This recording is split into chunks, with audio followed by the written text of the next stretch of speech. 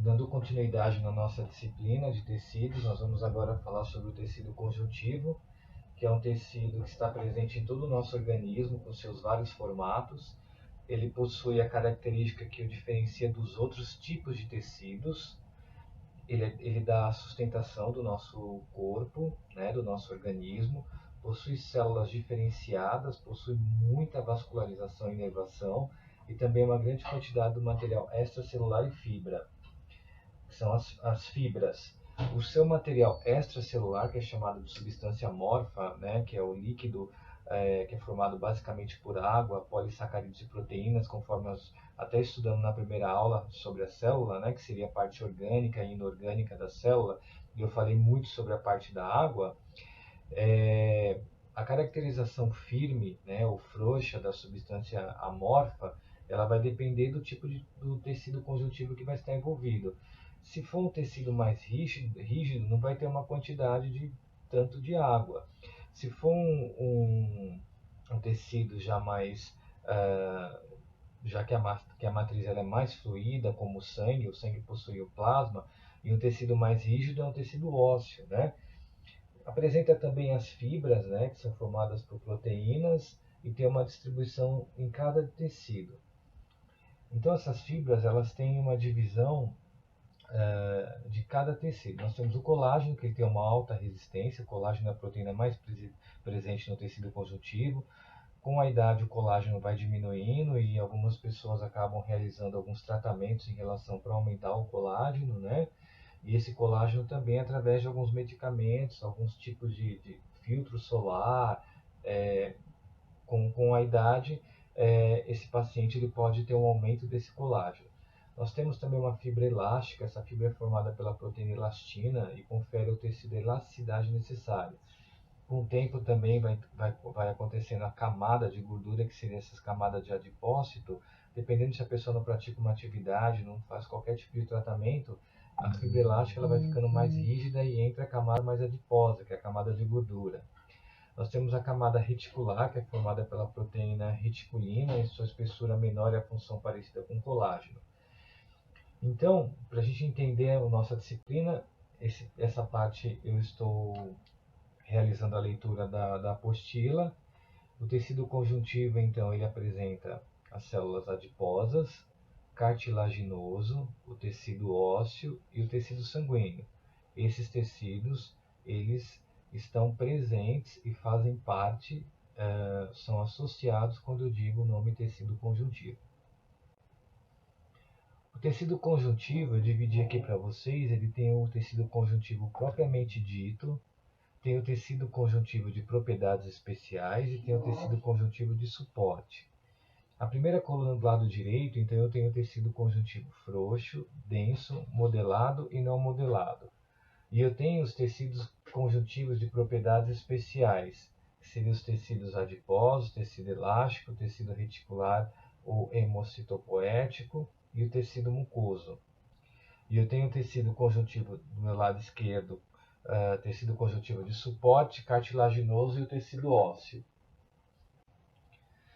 O tecido conjuntivo ele contém uma grande quantidade de matriz extracelular, conforme está aqui no desenho. Percebe-se que uma célula ela não está tão próxima uma da outra. E esse tecido conjuntivo ele apresenta também os condroblastos, os condrócitos, matriz cartilaginosa e o grupo exógeno.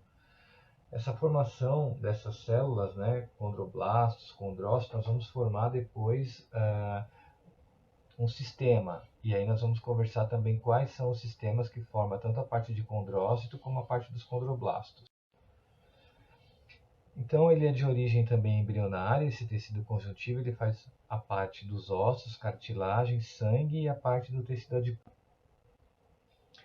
Os tecidos conjuntivos apresentam uma elevada quantidade de substância intercelular e vai se originar do mesíquima, que é logo quando eu falei sobre o desenvolvimento do tecido, né? Que ele o mesíquima é um tecido embrionário e seria na divisão das células. As funções seria preencher e estabelecer a conexão entre os diversos tipos de tecido ou órgãos, transportar as substâncias e auxílio na defesa, proteção contra partículas estranhas desse tecido. Então, percebe-se que ele é um tecido que ele está ali para estabelecer uma conexão tanto com alguns tecidos e com alguns órgãos. Então, pensando, a célula forma o tecido vai formar os órgãos. Tá? Os tecidos conjuntivos eles sustentam uns aos outros, né? Então eles não apresentam, conforme eu mostrei no desenho, essas células estão justapostas, e dependendo, existem células de vários tamanhos, né? Essas células elas podem estar separadas uma das outras, ou pode também estar relacionado com esse material intercelular, que é a substância amorfa. São tecidos quase sempre vascularizados, isto é, possuem vasos sanguíneos que garantem a sua nutrição e oxigenação. Perceba-se que quando eu falei do tecido epitelial, ele não é vascularizado, ele é avascularizado. O tecido conjuntivo ele já é um tecido mais vascularizado. Nós temos a divisão dos tecidos conjuntivos. O primeiro tecido conjuntivo que eu vou falar para vocês é o tecido frouxo. Ele está na camada da derme e da hipoderme. Lembra das camadas da pele em relação ao tecido epitelial? Nós temos a epiderme, a derme e a hipoderme. Então, pela parte microscópica aqui do nosso do nosso desenho, nós verificamos que as fibras colágenas elas estão na parte de baixo, a lâmina basal e as fibras reticulares na parte de cima, e a parte onde eu tenho contato diretamente com seria a parte da hipoderme, que é a parte das fibras colágenas, e a parte da derme que está entre a lâmina basal e as fibras reticulares, tá? Então, o tecido frouxo ele preenche alguns espaços não ocupados por outros tecidos, ele apoia e nutre as células epiteliais, envolve os nervos, músculos e vasos sanguíneos linfáticos, faz parte da estrutura de muitos órgãos e desempenha um importante papel em processo de cicatrização. Ele também tem uma maior distribuição pelo nosso corpo. A substância que compõe, que é essa substância viscosa, ela é muito hidratada, que ela é composta por água e proteína. E ela vai representar também uma barreira, né, que é contra a penetração de elementos estranhos no tecido. Esse tecido ele apresenta três componentes principais, são as células de vários tipos, tem três tipos de fibras e a parte da matriz. Ele apresenta uma substância intercelular que é uma substância amorfa, com poucas fibras, com predomínio de fibras colágenas e fibras elásticas. Ele, conforme eu novamente repetindo, ele possui a função de suporte, preenchimento, cicatrização e nutrição e proteção. As células típicas desse tecido são os fibroblastos, os macrófagos, os mastócitos e os plasmócitos. Nessa divisão, quando eu falo dos fibroblastos, são as células muito ativas, né? Elas são responsáveis pela síntese das fibras colágenas elásticas e da própria matriz extracelular. O macrófago são as células de defesa, né, que vai fazer a fagocitose. Eles capturam a partícula e, ao mesmo tempo, essas partículas eles removem, né, todos os restos celulares, né, toda a parte do corpo estranho do nosso organismo. E aí eu tenho a divisão dos mastócitos, que são células de defesa que possuem os grânulos em seu interior. E os mastócitos têm alguma substância que é a heparina, que são os anticoagulantes, a histamina, que desencadeia o processo alérgico, e quando algum antígeno, uma substância estranha, vai penetrar no tecido, quem já entra ali em primeiro contato nessa substância estranha é a histamina, que ela é responsável pela reação alérgica e característica. Por isso que nós temos na região, quando existe um processo inflamatório, né, tanto agudo como processo crônico, o agudo, o paciente ele sente uma vermelhidão, ele sente um rubor na região daquele local, né? E ele também pode sentir um calor. Nós temos os plasmócitos, que são células de defesa responsáveis pela produção de anticorpos, estão presentes em maior quantidade em tecidos, mas também são sujeitos à invasão de micro-organismos como a pele e a região intestinal. Então, esse tecido ele serve de apoio ao tecido epitelial, a camada dos vasos sanguíneos e a parte linfáticas. Então, eu tenho a parte dos vasos, os mastócitos, né? Eu tenho a fibra elástica, a fibra colágena e o núcleo do fibroblasto e as fibras elásticas. Então, esse seria o tecido que eu estou falando com vocês, é o tecido frouxo, né? Olha as fibras que apresentam o nosso tecido frouxo, né? Que é o tecido conjuntivo frouxo. Tem os fibroblastos, que eu mostrei para vocês, as fibras elásticas, está bem delimitado, a célula adiposa do lado esquerdo, as fibras reticulares, o macrófago, plasmócitos. Então, essa é a composição do tecido frouxo. Microscopicamente, para vocês verificarem essa separação das células, onde está o F, né? Olha, cada F aqui eu tenho um tecido frouxo. Ele, na verdade, é um tecido frouxo, quando eu falo, ele tem uma frouxidão. Esses tecidos, né, eles apresentam tecido conjuntivo. O tecido conjuntivo frouxo ele pode ser encontrado em 3 tipos de fibras, conforme eu já disse, voltando a repetir, que é as colágenas, elásticas e reticulares. As fibras colágenas são constituídas do colágeno, a proteína mais abundante em nosso corpo. São fibras resistentes à tração e sua presença na derme confere a resistência da nossa pele. E aqui no desenho tem o tecido conjuntivo. As fibras elásticas são formadas por glicoproteínas e por glicoproteínas que seria uma camada de proteína e uma camada de água, né, conforme eu já tinha dito na aula da semana passada. E essas fibras elásticas elas são formadas então por elastina, conferindo a elasticidade do tecido conjuntivo. Ela permite que a pele retorne à sua forma original depois de... As fibras reticulares são constituídas por um tipo especial de colágeno e são mais finas que as outras fibras, são ramificadas e formam um traçado que liga o tecido conjuntivo ao tecido vizinho. Lembre-se que eu estou dizendo ainda sobre o tecido. Os fibroblastos também são as células mais abundantes no tecido conjuntivo, são responsáveis pela produção das fibras proteicas e da substância fundamental amorfa que compõe a matriz dessa celular. Ela participa ativamente do processo de cicatrização dos ferimentos. Ela é formada pelo mucopolissacarídeos, que são esses ácidos hialurônicos, glicídios e proteínas combinadas, tá? Agora nós vamos falar sobre o tecido conjuntivo denso. Ele é encontrado na região dos nossos tendões. Então eu falo tendões da região de bíceps, tríceps, tendão da região de cotovelo, tendão na região dos nossos ossos que compõem a região dos ossos do nosso tarso, do pé, e a região do car também, onde são inseridos os tendões da musculatura.